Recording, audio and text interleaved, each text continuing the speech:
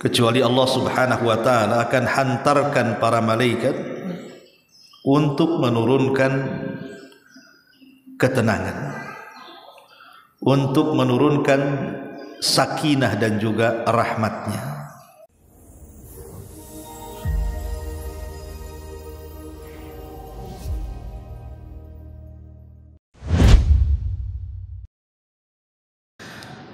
Bismillahirrahmanirrahim. Assalamualaikum warahmatullahi wabarakatuh. Alhamdulillah, alhamdulillahilladzi hadana lihada wa ma kunna linahtadiya laula an hadanallah. Asyhadu an la ilaha illallah wahdahu rabbi la syarika lah wa asyhadu anna Muhammadan abduhu wa rasuluhu alladzi la nabiyya ba'dah, amma ba'du. Alhamdulillah, di pagi menjelang siang ini kita masih diberikan nikmat kesehatan sehingga bisa duduk di Masjid Nidaul Ilmi, duduk di taman-taman sorga, majlis-majlis zikir dan majlis-majlis ilmu. Nabi sallallahu alaihi wasallam mengatakan, majtama'a qaumun fi baiti min buyutillah yatluna kitaballah wa yatadarasunahu bainahum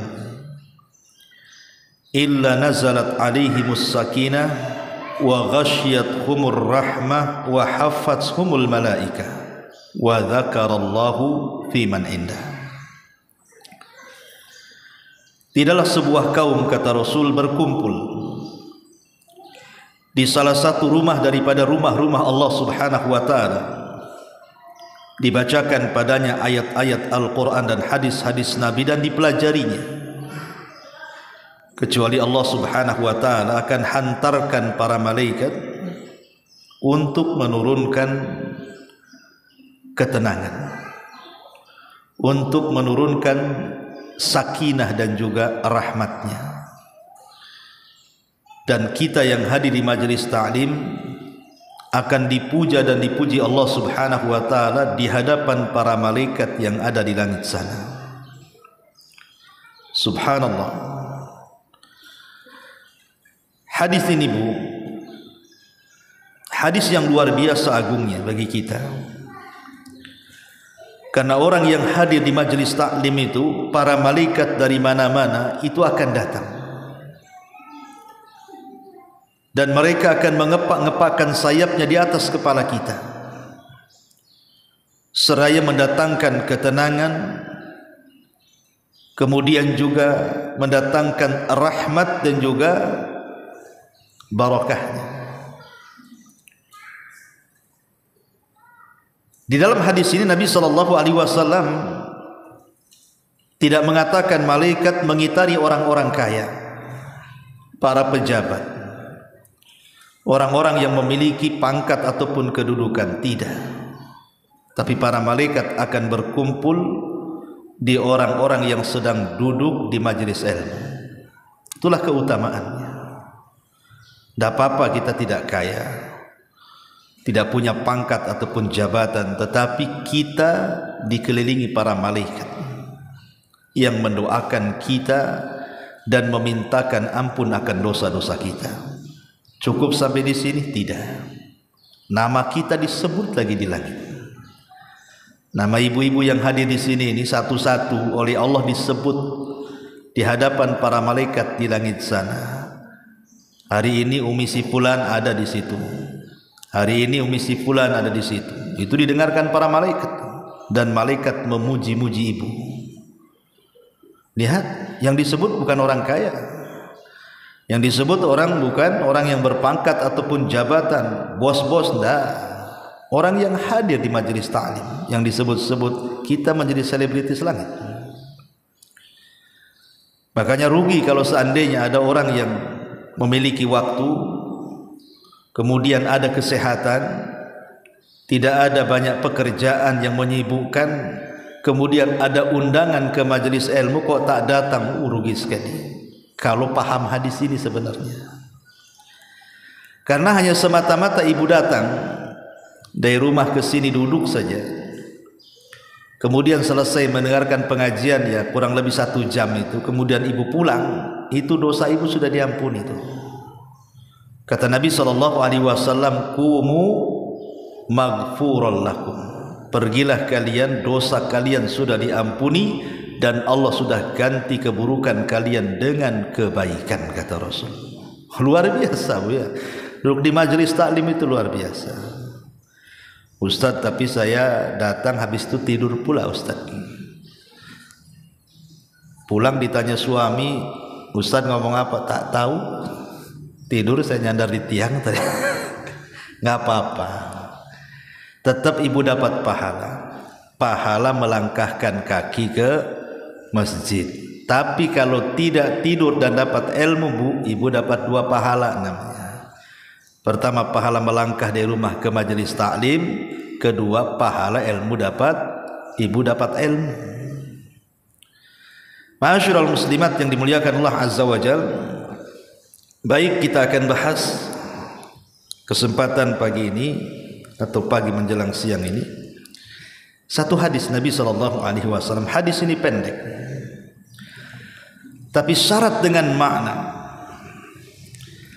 karena hadis ini adalah hadis yang bisa memperbaiki hati yang rusak.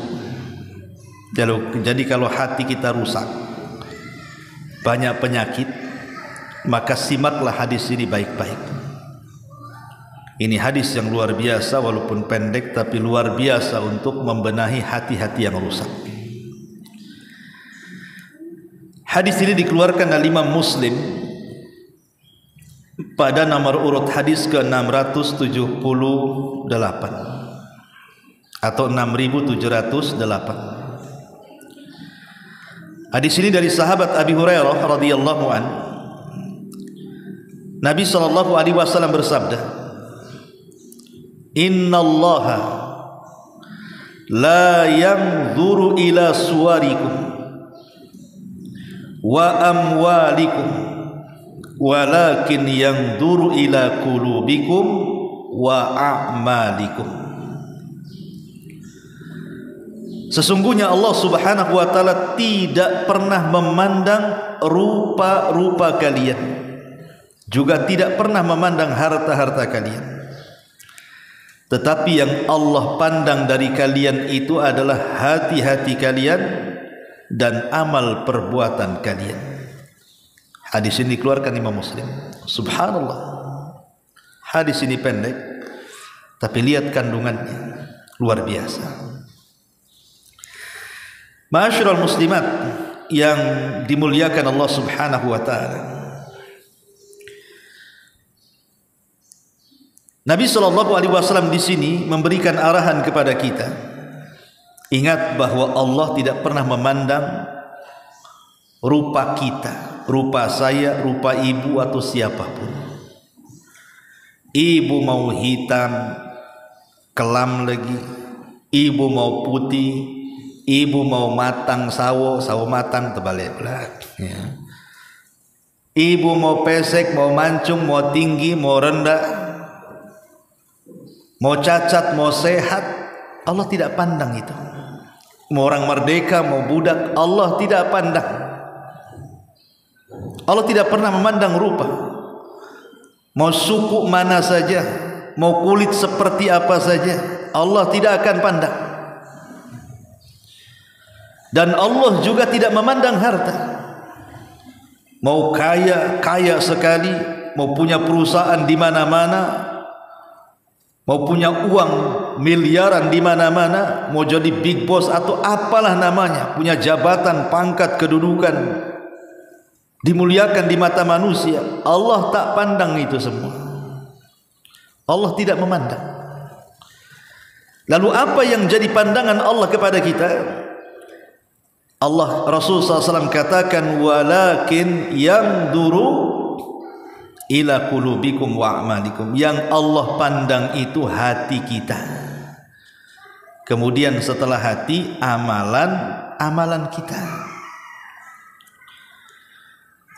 Ketika Nabi SAW mendahulukan hati baru kemudian amalan, menunjukkan bahwa hati itu yang menentukan amalan. Sehebat apapun orang beramal, sholatnya, puasanya, zakatnya, hajinya, baca Qur'annya, zikirnya, silaturahimnya, sebutkan amalan-amalan badan. Serajin apapun orang itu belum bisa mendapatkan predikat takwa. Sehebat apapun orang beramal dengan amalan badan itu tidak bisa mengangkat kepada predikat takwa. Tetapi yang menentukan takwa dan tidaknya orang beramal itu adalah hatinya. Itulah yang kemudian Nabi SAW mengatakan at-taqwa hahuna, takwa itu di sini, kemudian diisyaratkan ke hatinya. Karena percuma orang rajin sholat tetapi hatinya tidak untuk Allah Subhanahu wa taala.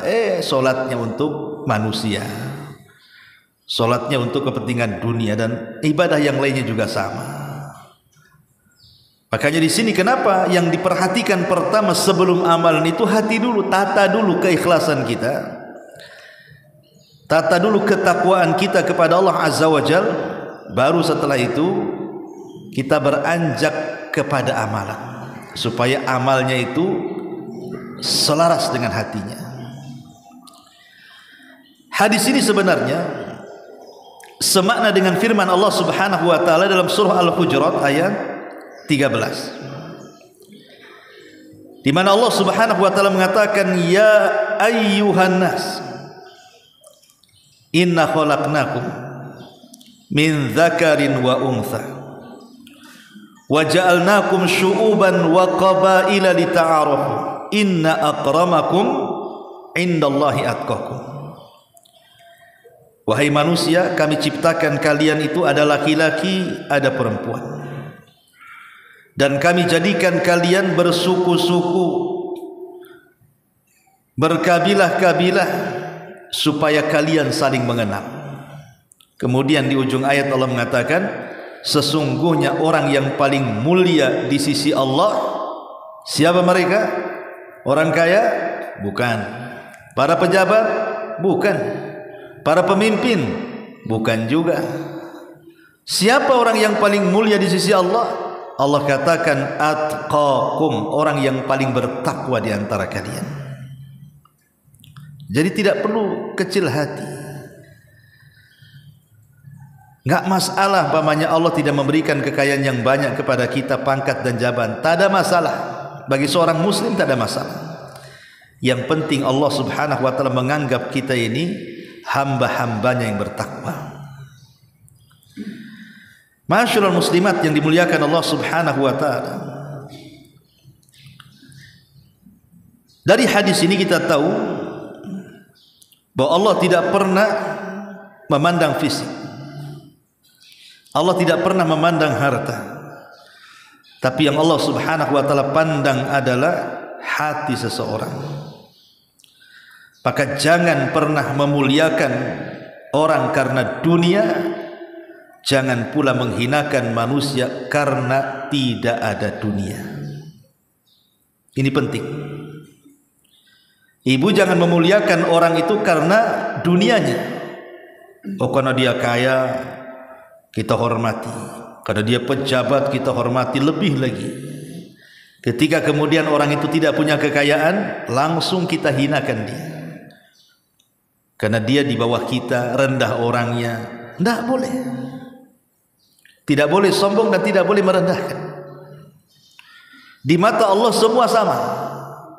Anda mau kaya, Anda mau pejabat, Anda mau orang susah, Anda mau orang miskin, semua sama di hadapan Allah Subhanahu wa taala. Di zaman Nabi, Bu, ketika Nabi SAW berhasil membebaskan kota Mekah, Betul-betul Mekah itu tunduk kepada Nabi dan para sahabat. Kepung tuh Mekah tuh. Sampai Allah Subhanahu wa taala firmankan dalam Al-Qur'an, "Idza ja'akum nasrullahi wal fath." Apabila datang kemenangan Allah dan pembukaan kota Mekah. Jadi semua orang-orang musyrik itu dikumpulkan tuh. Kemudian Nabi memandang satu persatu orang-orang yang pernah menyakitinya. Tapi Nabi itu Nabiur Rahmah. Dia tidak menanamkan sifat dendam, tetapi dia berusaha untuk menebarkan kasih sayang. Apa kata Rasul? Idhabu fa antumut tulaqah. Pergi kalian semua, kalian sudah kubebaskan. Ada momen yang menarik ketika manusia berkumpul di sekitar Ka'bah. Ketika itu Nabi SAW hendak sholat di dalam Ka'bah. Maka dia berteriak-teriak di hadapan manusia, "Aina Bilal?" Di mana Bilal? Mana Bilal? Bilal bin Rabah.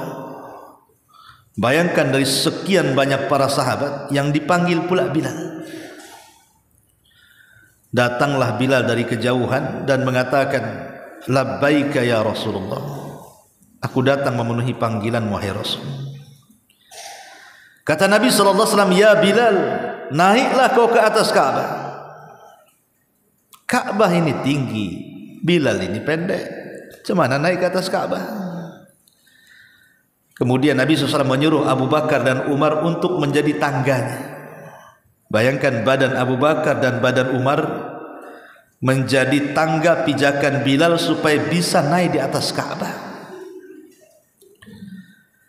Ketika kemudian Bilal mulai menginjak anggota badan Abu Bakar dan juga Umar supaya bisa naik ke atas Ka'bah untuk mengumandangkan azan pertama kali di Mekah.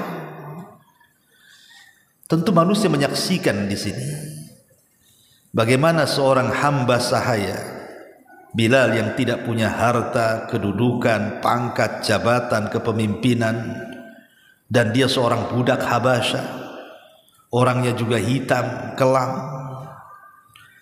Tapi Allah tidak pernah memandang rupa, Allah tidak pernah memandang harta. Yang Allah pandang hati dan amalan. Manusia memandang sampai ada yang mencemooh Bilal bin Rabah. Maka mulailah Bilal kemudian di atas Ka'bah, semua di bawahnya, termasuk Nabi ada di bawah, dia di atas. Maka Bilal mulai mengumandangkan azan, dan itu azan pertama. Kenapa Nabi SAW melakukan hal yang seperti itu di hadapan masyarakat Mekah ketika pengepungan Mekah itu? Nabi ingin menunjukkan kepada penduduk Mekah dengan memerintahkan Bilal untuk naik ke atas Ka'bah lewat pundak Abu Bakar dan Umar sampai di atas Ka'bah, dan dia teratas semuanya di bawah. Rasul ingin katakan Islam itu seperti ini. Islam itu seperti ini, bahwa kemuliaan itu bukan karena dunia, kemuliaan itu bukan karena pangkat ataupun jabatan. Sebagaimana hina itu karena tidak ada dunia, bukan berarti hina itu karena tidak punya pangkat, jabatan atau orang rendahan. Islam tidak pernah memandang itu. Walaupun Bilal budak Habasyah berkulit hitam, tapi karena hatinya penuh dengan ketakwaan, maka dia jauh lebih mulia dibandingkan Abu Jahal yang kaya raya, dibandingkan Umayyah bin Khalaf, dibandingkan Abu Lahab dan orang-orang besar lainnya. Kenapa Bilal bisa lebih mulia di antara mereka? Karena itu yang dipandang Allah. Allah hanya memandang hati, dan Allah hanya memandang amalan kita. Satu hari disebutkan dalam sebuah hadis yang dikeluarkan Imam Bukhari, seorang laki-laki lewat di hadapan Rasul. Maka beliau pun bertanya kepada para sahabatnya, "Bagaimana pendapat kalian tentang orang yang lewat itu?" Lah, kebetulan orang yang lewat itu orang kaya, yang punya jabatan dan kedudukan. Maka sahabat langsung mengatakan, "Hariyun in khataba an yunkah, wa in syafa'a an yushfa, wa in qala an yustama." Kata para sahabat Rasul, orang itu bukan orang biasa yang lewat itu. Dia kalau meminang seorang wanita layak untuk diterima pinangannya. Kalau dia meminta perlindungan layak untuk dipenuhi perlindungannya. Kalau dia bicara layak untuk didengar kata-katanya. Kemudian Rasul terdiam. Selepas orang ini lewat, datang pula orang lain lewat. Yang lewat ini rupanya orang miskin, orang tak punya, tidak punya harta, tidak punya pangkat, tidak punya jabatan, orang rendah lewat. Kata Rasul kepada para sahabat, kalau yang itu macam mana pendapat kalian, katanya. Maka sahabat mengatakan, hariyun in khataba alla yunka, wa in syaffa'a alla yusyaffa, wa in qala alla yustama. Oh, kalau yang itu, kalau dia minang pasti ditolak Nabi. Ini orang miskin gitu. Ya, kalau minta bantuan tak layak dibantu tuh orang itu. Kalau dia ngomong siapa yang mau dengar dia, katanya. Tapi lihat ujung hadis endingnya. Apa kata Rasul? Kata Nabi SAW, hadza khairun min mil'il ardi mithla hadza.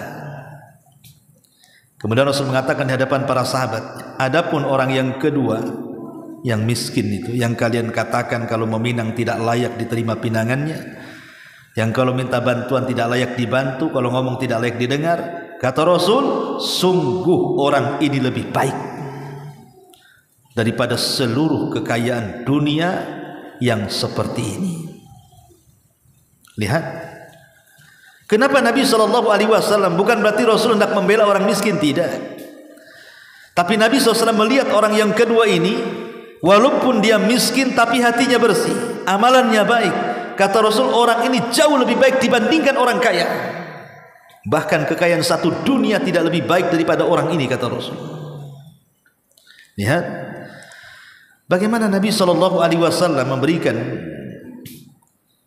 sebuah keterangan kepada kita bahwa tidak perlu sedih, tidak perlu gundah gulana, tidak perlu stres hanya gara-gara umpamanya ya tidak sekaya orang lain.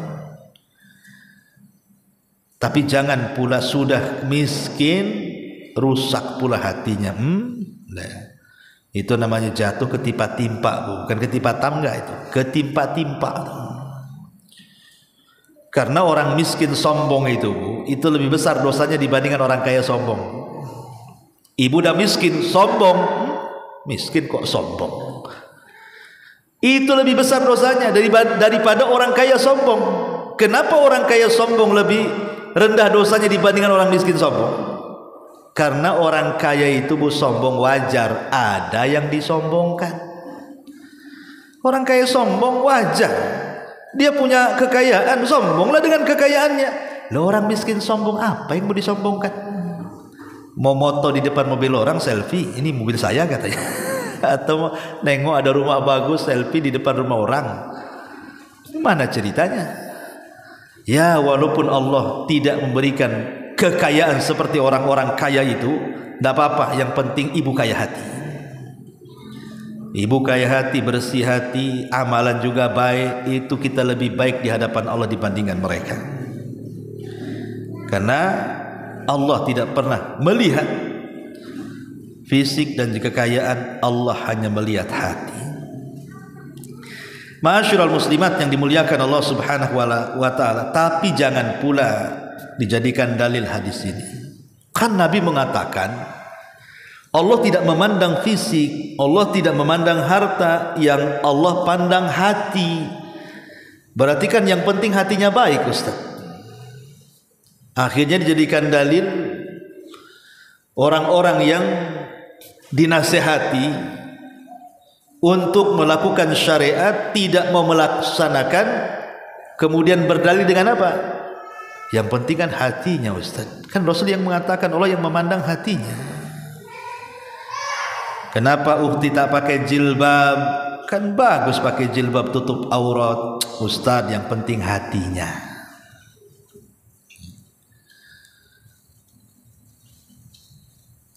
Kalau bisa itu ya sholatlah.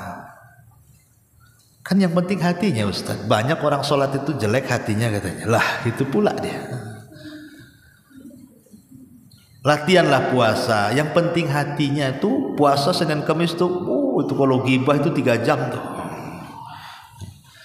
Bukan begitu. Sebab orang yang bicara seperti ini hakikatnya hatinya kotor. Kenapa? Satu, orang yang mengucapkan yang penting hatinya itu seolah-olah hati dia itu bersih, hati orang itu tak bersih.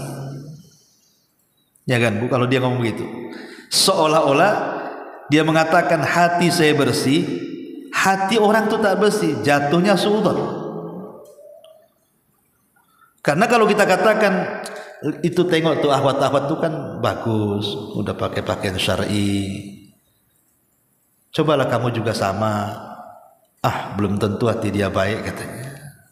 Pakaian casing-casingnya aja itu yang baik. Hatinya tak baik tuh katanya. Kok tahu? Ya kemarin ngerumpi-ngerumpi juga orang tuh katanya. Itu kan suudzon kan. Ya, masih bagus aku katanya. Walaupun tak pakai ini, tak pakai itu, tapi hatiku kan bersih gitu. Nah kan? Seolah-olah apa Bu? Seolah-olah hati dia bersih, hati orang pula kotor. Nah, itu kan suudzon namanya. Tidak boleh. Dia seolah-olah merasa dirinya paling bersih hatinya. Sementara Allah mengatakan fala tuzakku anfusakum. Jangan kalian mentazkiyah, merasa bersih diri. Orang lain itu kotor. Enggak boleh. Ya. Kemudian alasan yang kedua kenapa salah ucapan tersebut, karena ucapan tersebut ini berarti cukup bersihnya hati itu sudah cukup, tidak perlu pakai amal lagi. Yang penting bersih hati, amalan itu nomor 2. Nggak bisa. Iman itu definisinya adalah pembenaran dengan hati, pengucapan dengan lisan, diamalkan lewat perbuatan. Itu iman namanya. Itu kesatuan tuh. Nggak bisa dipisah-pisah. Karena kalau hatinya bersih, pasti amalannya bersih. Kalau hatinya kotor, ya amalannya kotor jadinya kan. Jadi Allah itu bukan menghisab hati saja, perbuatan pun Allah hisab. Maka tidak bisa dipisahkan antara hati dan perbuatan. Ma'asyiral muslimat yang dimuliakan Allah Azza wa Jalla. Al-Imam Ibnul Qayyim rahimahullahu ta'ala mengatakan ada 5 perkara yang merupakan perusak hati. Jauhi 5 perkara ini. Kata beliau, wa amma mufsidatul qalbi al-khamsatu. Adapun perusak-perusak hati, kata Imam Ibnul Qayyim, itu ada 5. Al-mufsidatul awal, yang merusak hati yang pertama adalah kathratul mukhalatati. Banyak-banyak bergaul, over dalam bergaul, berlebihan dalam bergaul. Islam tidak melarang ibu berkawan, bertetangga, mengunjungi tetangga, ngobrol sama tetangga, ngobrol sama kawan. Islam tak melarang. Cuman kalau sudah over, sudah berlebihan, itu yang jadi masalah. Apalagi tidak melihat-lihat kawan, apakah ini kawan ini baik atau tidak, nggak disaring. Yang penting banyak kawan, banyak kenalan, tanpa melihat apakah ini orang baik, tidak baik, ahli ibadah, bukan ahli ibadah. Itu bahaya. Ini bisa merusak hati. Bisa merusak hati. Karena yang namanya pertemanan itu, kata orang Arab, as-sahibu sahib. Teman itu narik. Kita orang susah, kemudian berkawan dengan semua orang kaya, hati mulai rusak. Kapan aku kayak dia? Mulai itu. Ya. Kita orang susah Bu, ibu-ibu mamanya kan, berkawan dengan istri-istri pejabat yang make upnya tebal 1 meter tuh Bu, yang lipstiknya, yang itunya, yang pikir kan itu. Asih pulang ngaca. Kok pipiku nggak kayak dia? Iyalah dia sauna ibu depan kompor, ya kan beda Bu hasilnya. Ya. Akhirnya hatinya rusak kan Bu, karena mandang tasnya branded, itu merek-merek brandednya itu, yang pakaiannya ini, sementara ibu ya biasa-biasa saja. Akhirnya apa? Bukan hanya itu, mulai malu, nggak pede. Terakhir apa? Korbannya siapa Bu? Suaminya korbannya lah. Bang, belikanlah tas kayak dia, habislah suaminya tuh ya.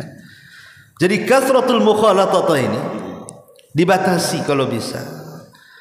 Jangan terlampau over dalam bergaul. Kalaupun harus bergaul, carilah kawan-kawan yang baik supaya hati kita terjaga. Kalau bisa sekufu. Sekufu itu maksudnya seimbang, baik dari segi harta, dari segi pendidikan. Ya, kalaupun kita ini punya kawan orang-orang yang mungkin di atas kita itu, ya tidak ada masalah selama mereka orang baik. Tetapi kalau bisa ya jangan over, ya berkawan sekedarnya. Kalaupun mau dijadikan bahasa kerennya apa? Gebetan tuh apa tuh? Yang kawan akrab banget itu ya gebetan ya. Itulah. Kalaupun harus kawan yang paling dekat dengan kita untuk teman cerita, teman curhat, teman apa, lihat baik atau tidak. Kata Nabi SAW, permisalan teman yang baik itu seperti ibu berkawan dengan penjual minyak wangi. Ibu nggak ngapa-ngapain sama penjual minyak wangi karena dia dekat dengan kita, baunya sampai itu kecium. Padahal belum ngapa-ngapain, kita duduk di sampingnya dia tuh. Apalagi sampai nawari, karena biasanya orang penjual minyak wangi itu bukan nawari, dia pasti akan musap-musap tuh dengan minyak wanginya. Kemudian nawari setelah itu.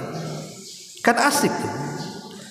Maknanya kalau kita berkawan dengan orang baik, walaupun kita tidak ngapa-ngapain, di samping dia saja itu sudah dapat kenyamanan kita. Kita sudah terhindar dari azab Allah Subhanahu wa taala. Syukur-syukur dia kemudian nularkan kepada kita kebiasaan baiknya, syukur-syukur nasihati pula kita. Alhamdulillah. Itu kan luar biasa. Itulah kenapa kemudian kasratul mukhalatah ini menjadikan perusak hati tadi. Ini yang pertama. Yang kedua, kata Imam Ibnul Qayyim di sini, rukubuhu bahrut tamanni, terlampau tinggi angan-angan ya. Terlampau tinggi angan-angan ini merusak hati. Kalau orang sudah angan-angannya tinggi, pengen ini, pengen itu, pengen ini, maksudnya urusan dunia ya. Kita tidak cerita urusan akhirat ya, urusan dunia. Ini bisa merusak hati. Karena seolah-olah ketika mamanya dia panjang angan-angan hidup di dunia, ingin kaya, ingin ini, ingin itu, dilupakan dua perkara. Pertama, lupa dia akan mati. Akhirnya dicintakan kepada dunia. Kalau sudah lupa dia akan mati, benci pula dia mati. Kemudian beralih kepada cinta dunia, rusaklah di sini hati. Makanya boleh kita bercita-cita itu, tapi sesuai dengan kemampuan kita lah. Lihat suami ini kerja apa, gaji berapa. Itulah sampai segitulah cita-citanya. Ini suami saya kerja walaupun setahun tidak bisa tuh beli tanah di Sukajadi itu. Paling tinggi di Kapling Beliung, itu pun nyicil namanya kan. Ya cita-citanya ya rendah-rendah. Pengenlah saya punya di sini walaupun satu kamar saja, enggak apa-apa. Ini suami gaji sebulan 3 juta, cita-citanya pengen rumah di Sukajadi, lantai 2 di tengah-tengah lagi. Ada kolam renangnya lagi di situ loh. Ibu lagi mimpi ya Bu ya. Itu di seblok saja rupanya lagi mimpi dia. Jadi bolehlah cita-cita enggak apa-apa, tapi sesuai dengan kemampuan. Kalau cita-cita akhirat, kalau bisa paling tinggi Firdaus, saya nggak mau surga yang lain. Idza sa'altumullaha fas'alu al-firdausil a'la. Kalau minta surga yang tinggi. Itu kalau urusan akhirat ideal kita, harus tinggi. Tapi kalau urusan dunia sesuaikan dengan kemampuan. Kan ini merusak hati masalahnya. Ini yang kedua. Yang ketiga, at-ta'alluq bi ghairillah. Mengaitkan sesuatu dengan selain Allah. Hatinya itu dikalungkan kepada selain Allah. Ini rusak hatinya. Seperti orang yang datang ke dukun, Orang yang datang ke menyimpan tangkal-tangkal, jimat-jimat, keleni-keleni, percaya kepada tatoyur dan begitu seterusnya, ini rusak hatinya. Hilang tawakalnya kepada Allah, hilang takutnya kepada Allah, hilang harapnya kepada Allah, hilang cintanya kepada Allah karena diberikan kepada selain Allah. Datang ke kuburan, minta-minta di kuburan. Ini bahaya, merusak hati. Ma'asyiral muslimat yang dimuliakan Allah Subhanahu wa taala. Kemudian yang keempat, at-ta'am. Oper dalam makanan. Tidak memilah-milah apakah makanan ini halal atau tidak. Apakah makanan ini dibeli dari hasil yang dibolehkan atau yang diharamkan. Enggak berpikir, yang penting makan. Apalagi sekarang kan di Batam ini kuliner sudah mulai menjamur kan, Bu, di mana-mana sudah banyak kuliner itu. Dari ujung Nongsa sampai ujung Sekupang tuh, Bu. Ujung ke ujung tuh kuliner itu di mana-mana. Hati-hati, Bu. Apalagi sekarang kan sifatnya COD kan, Bu. Ibu kalau lapar malas masak, COD aja lah. Ibu tahu nggak itu yang di di GoFood itu kan? Kan nama-nama warung makan tuh banyak tuh, Bu. Di situ gambarnya memukau kan, walaupun kadang-kadang lain yang dipesan, lain yang datang kan, ya. Tapi ibu berpikir nggak tentang halal haramnya di situ? Siapa yang punya warung ini? Ya, apa masakannya? Terkadang ada warung-warung itu yang mungkin ditulis di menu itu, kita tidak tahu, mungkin masaknya pakai homer. Ya, atau mungkin maaf ada daging babinya atau minyak babinya atau apanya kan yang kita tidak tahu. Lah ini jadi perhatian, makanya Allah mengatakan falyanzuril insan ila ta'ami. Maka selamatnya, Bu, masak. Paling selamat itu ibu masak sendiri itu. Jelas halalnya kan, Bu.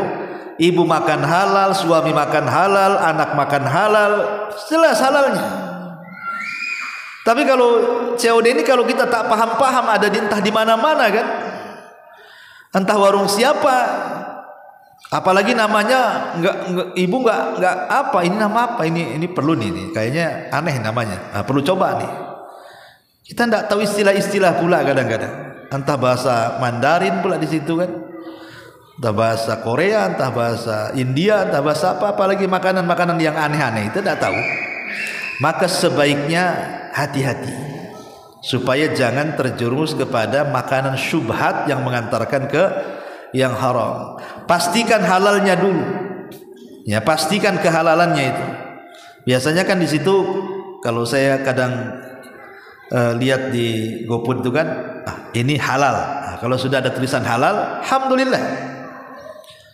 Berarti kita bisa jadikan patokan kata-kata dia makanan yang halal, berarti halal dikonsumsi kan, beli. Tapi kalau ibu ragu-ragu, jangan ya. Tapi ada orang, Bu, tidak peduli dengan soal urusan makanan, yang penting kuliner, masuk warung mana saja tidak peduli, mau ada babinya, mau ada anjingnya, mau ada apanya di situ, mau ada komernya, ada ya, main lantak saja. Ini bahaya ya. Jadi ini bisa merusak hati. Karena makannya jadi daging masalahnya, jadi darah. Maka Rasul mengatakan kullu lahmin nabatat min haram fannaru aulani. Setiap daging yang tumbuh dari barang haram itu neraka tempatnya. Maka perhatikan soal makanan, soal kuliner ini, perhatikan di zaman sekarang ini orang bisa saja ya, ingat dulu viral bakso, rupanya dagingnya dari tikus got. Tikus sebesar kucing tuh, Bu. Cuman dia nangkepnya tuh ya. Tapi kan ada ceritanya, ada gitu, beritanya ada. Kalau nggak ada iyalah mungkin ini. Lah karena ada berita-berita kayak gini, kemudian penjualan daging babi ilegal dan macam-macamnya, kan kita khawatir seorang muslim ini. Makanya seorang muslim itu betul-betul soal makanan itu prioritas. Ya selamatnya saya tadi masak sendiri itu paling selamatnya kan. Ibu tahu ini halal ini haram kan. Ya. Tapi nggak tahu kalau ibu rajin masak ya tak paham ya. Ada juga yang rajin masak, ada yang rajin COD, itu masalahnya tuh. Ibu yang mana nih? Ya. Nanti saya tanya suaminya. Kemudian yang terakhir al-khamis, kasratun naumi. Banyak tidur. Ini banyak tidur ini bisa mematikan hati. Karena tidur ini menjadikan orang lalai dan malas. Makanya kurangi tidur itu, terutama setelah subuh. Jangan tidur. Sama saja orang tidur setelah subuh sampai terbit matahari itu terhalang padanya berkah. Jangan biasakan, sekali-kali boleh. Sekali-kali memang tidak ada hukumnya tidur setelah subuh itu, enggak. Cuman kita terhalang berkah di situ. Kan rugi berkah turun kita enggak dapat. Sementara di waktu-waktu harusnya kita tidur, tak tidur pula pada isya gitu ya. Harusnya kita tidur malah begadang sampai jam 1, jam 2 tidur, subuh bablas kan itu. Jadi ini 5 perkara kata Al-Imam Ibnul Qayyim rahimahullahu ta'ala yang bisa merusak hati. Saya ulangi, yang pertama, kathratul mukhalatah, terlampau banyak bergaul tanpa memilah dan memilih baik tidaknya.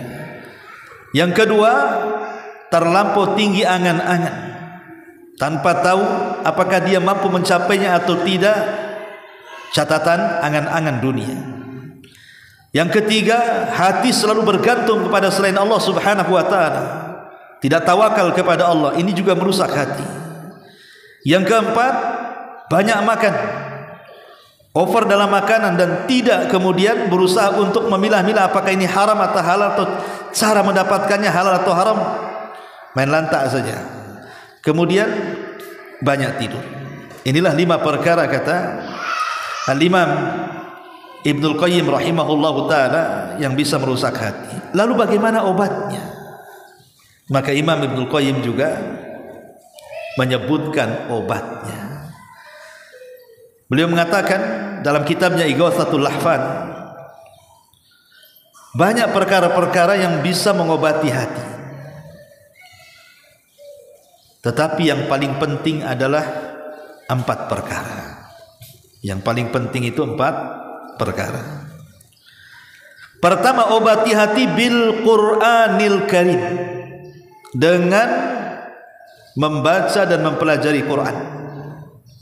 Karena Quran itu syifaun lima fis sudur, kata Allah. Dia adalah obat bagi penyakit-penyakit hati.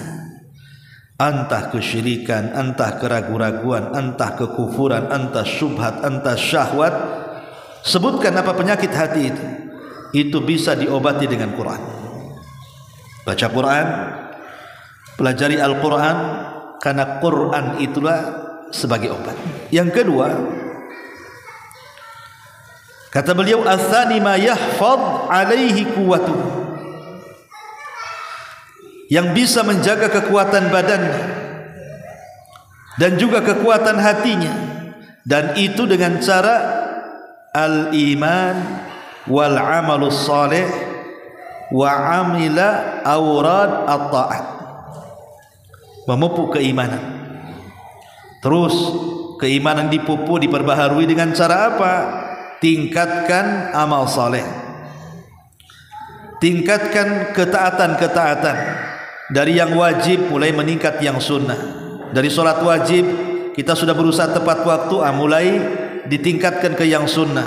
Mulailah rawatibnya, mulailah tahajudnya, mulailah duhanya, dan begitu seterusnya. Dari puasa wajib Ramadan mulailah ke Senin Kemisnya, ke Dawudnya, ke Ayyamul Bidnya. Mulai dari zakat mulailah ke sedekahnya. Terus bertingkat.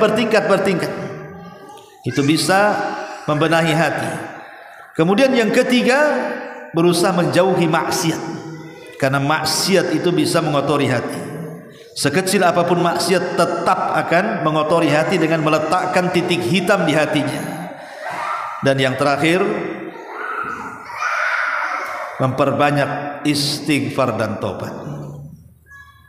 Inilah 4 perkara yang bisa mengobati hati: Al-Quran, keimanan dan amal saleh, berusaha menjauhi maksiat dan semua penyimpangan, dan yang terakhir berusaha untuk bertobat dan terus mengucapkan astagfirullah, astagfirullah.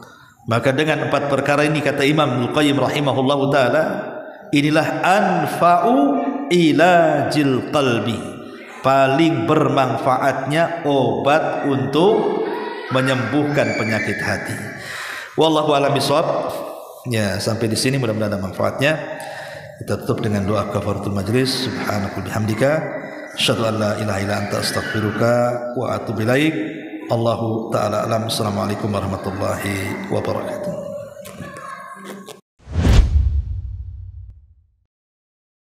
Intinya bahwa tolong berakhlak kepada Allah. Membahas tafsir dari surah Al-Imran. Lahirlah Imam Muslim, Abi Dawud, Tirmidzi, Ibnu Hibban. Jadi ketika Yunus alaihi salatu wassalam terkena undian itu,